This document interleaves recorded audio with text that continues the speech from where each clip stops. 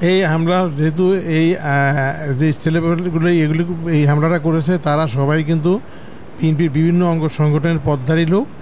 ভোলায় বিএনপি নেতার বাড়িতে হামলা, ভাঙচুর ও লুটপাট, মনোনয়ন ঘিরে উত্তেজনা। একাদশ জাতীয় সংসদ নির্বাচন যত ঘনিয়ে আসছে ততই বাড়ছে রাজনৈতিক উত্তাপ। এরই মধ্যে ভোলায় ঘটে গেল এক ন্যাক্কারজনক ঘটনা। অদ্য বিকাল 5 ঘটিকার সময় আমার গ্রামের বাড়ি দৌলতখান উপজেলায় 4 নম্বর ওয়ার্ডে আমার বাড়িতে তখন কেউ ছিল না, বাড়িতে শুধু আমার এক ভাই ছিল, আমার চাচি ছিল। তো তখন খালি বাড়িতে 14-15 সন্ত্রাসীর একটা দল বাড়ির ভিতরে ঢোকে, অতর্কিতভাবে ঢুকিয়ে তারা ইট পাথর মারতে থাকে।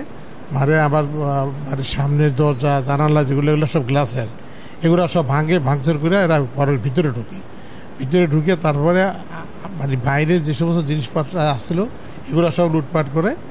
এবং এর পাতারি ওই মানে যারা ঘরের ভিতরে ছিল, আমার চাচি ছিল, বয়স্ক লোক, 70-75 বছর বয়স, তাকে গালিগালাজ করে।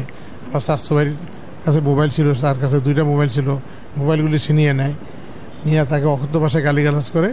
এবং আমার মাইন যে বাড়ির ভিতর ঢুকে যে গেট দরজা বড় যে গেট ছিল, সেই গেটের ভিতরে যে গ্লাস ছিল, সেই গ্লাস ভাঙিয়ে ওই জায়গা দিয়ে ঘরের ভিতরে ঢুকছে। এবং আশেপাশে যে গ্লাসের যে বড় বড় জানালাগুলো ছিল সেই জানালাগুলো ভাঙচুর করে তারপরে ওরে তারা দোতলা উঠিয়া ডুপ্লেক্স বাড়িতেও দোতলায় উঠছে।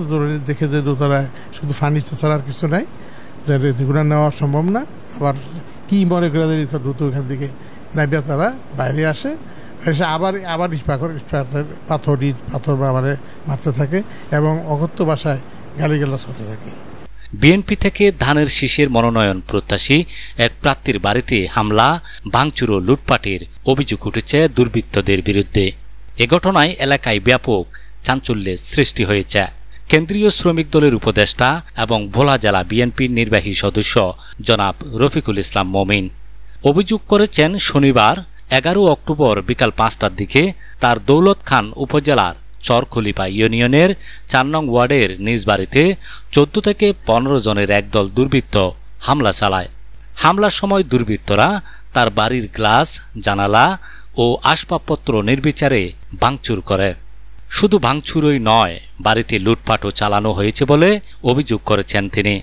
এই হামলা যেহেতু এই যে ছেলেগুলো এগুলি এই হামলাটা করেছে তারা সবাই কিন্তু বিএনপির বিভিন্ন অঙ্গ সংগঠনের পদধারী লোক। তো এই বিএনপির এই অঙ্গ সংগঠনগুলি পরিচালনা করতেছে আমাদের এখানে এক্স এমপি হাফিজ ইব্রাহিম। তো যেহেতু এই সমস্ত ছেলেপেলে আমার বাড়িতে খালি বাড়িতে বাড়ির ভিতরে হামলা করার সাহস কোনো অবস্থায় যারা পাইতে পারে না, তারা অবশ্যই তার নির্দেশে হামলা পরিচালনা করছে আমাকে প্রতিবন্ধ করার জন্য। এবং আমি যাতে বাড়িতে না যাই এবং আমি যে সামনে জাতীয় সংসদ নির্বাচনের একজন প্রার্থী, সেই হিসেবে যেন আমি কাজ করতে না পারি এবং আমি যেন কোনো লিফলেট বিতরণ করতে না পারি, আমার যেন গ্রামের লোকজনের সাথে আমি জনসংযোগ করতে না পারি। আজকেও আমার লোকজন জনসংযোগ করতে গেছে, সেখানে তাদেরকে বাধা দিচ্ছে, বিভিন্ন জায়গায় বাধা দিচ্ছে, লিফলেট বিতরণ করতে দিচ্ছে না। এবং তারেক রহমানের যে 31 দফা সেটা যে প্রচার, সেই প্রচারটা পর্যন্ত করতে দিচ্ছে না। যেখানে যায় সেখানেই বাধা, যেখানে যায় সেখানেই বাধা। বিএনপির 31 দফা সম্বন্ধে আলোচনা করার জন্য, জনগণের সাথে মত বিনিময় করার জন্য আমি চিটাগাং থেকে ভোলা রওনা করি। ভোলা থেকে যখন আমার দৌলতখান বরহানজি রওনা যাত্রা শুরু করি, তখন প্রতিমধ্যে আমার গাড়ি এবং আমার সাথে যারা আমার সফরসঙ্গী ছিল তাদের গাড়িগুলি ভাঙচুর করে এবং সেইখানেও 10-15টার মতো মাইক্রোবাস ভাঙচুর করে, 25-30টা মোটরসাইকেল ভাঙচুর করে এবং অনেকেরা আহত করে এবং তারা হসপিটালে ভর্তি পর্যন্ত হয়। থানা এর পূর্বে আমার যখন হামলা করেছিল তখন আমি থানায় লিখিত অভিযোগ করেছিলাম, কিন্তু সেই অভিযোগের কোনো সুরাহা হয়নি।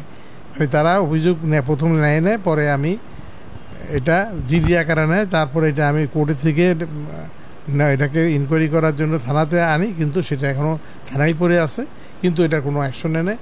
এবং ওইটার ভিতরে যাদেরকে নামধারী আসামি করা হয়েছিল তারা আবার আজকে বিকাল 5টার সময় আমার বাড়িতে হামলা করছে এবং ভাঙচুর চালাইছে।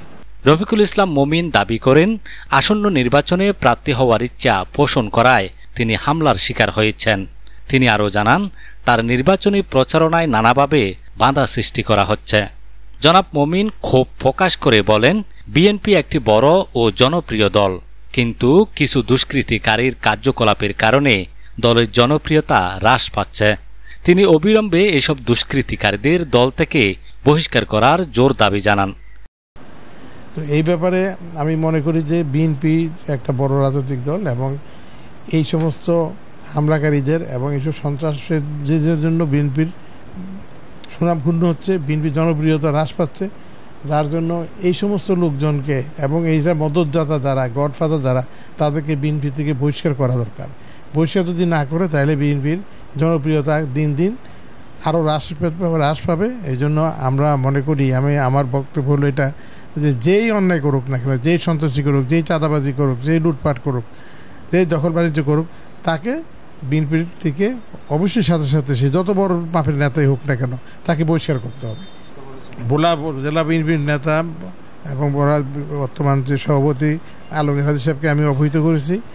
তারপরে আলমগীর হাজী সাহেবকে আমি বলেছি যে, এবং ওনাকে আমার এই যেখানে ঘরে আক্রমণ হয়েছে সেটা ভিডিও ফুটেজ পাঠাইছি, এবং আমি বলছি যে আপনি এটা প্রয়োজনীয় ব্যবস্থা গ্রহণ করার জন্য ওনাকে অনুরোধ করছি যে এরা এই বিএনপির লোকজনেরা এটা করছে, আপনি এটা ব্যবস্থা গ্রহণ করেন। ভিডিও ফুটেজ সহ ওনার কাছে আমি সব কিছু পাঠিয়েছি। মূল কারণ হলো, এখন যে যিনি এই কাজটা করেছেন উনি 5ই আগস্টের পরে 2 থানায় এরকম প্রচণ্ড চাঁদাবাজি, জঘন্যভাবে চাঁদাবাজি, দখলবাজি, চোর দখল, হাট দখল, বাজার দখল, মাঠ দখল, সব দখল, তারপরে আপনার সালিশ বাণিজ্য ইত্যাদি এমনভাবে করছে, এখন মানুষ তাকে আর চায় না। মানুষ তার থেকে মুখ ফিরিয়ে নিচ্ছে। মানুষ এখন দরুদ খাঁ বড়নদীর মানুষের কথা হলো পরিবর্তন চায়। কারে চায় সেটা আমরা জানি না। তাদের হাতে আক্রমণের সময় তাদের হাতে রড টড এই সমস্ত জাতির দেশীয় অস্ত্র ছিল। এরা মাল লুটপাট করছে, অন্তত 50,000 1 লাখ টাকার মাল লুটপাট করছে এবং ক্ষতিগ্রস্ত করছে কয়েক লক্ষ টাকা।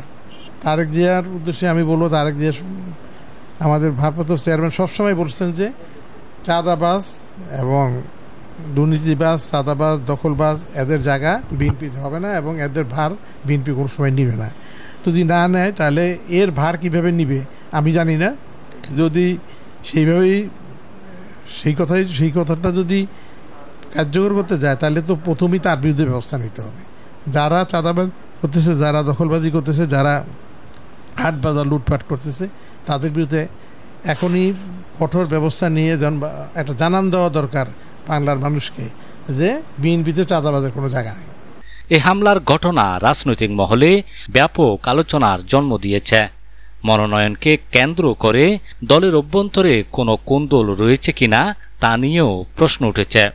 পুলিশ প্রশাসন এ বিষয়ে কী পদক্ষেপ নেয় এখন সেটাই দেখার বিষয়।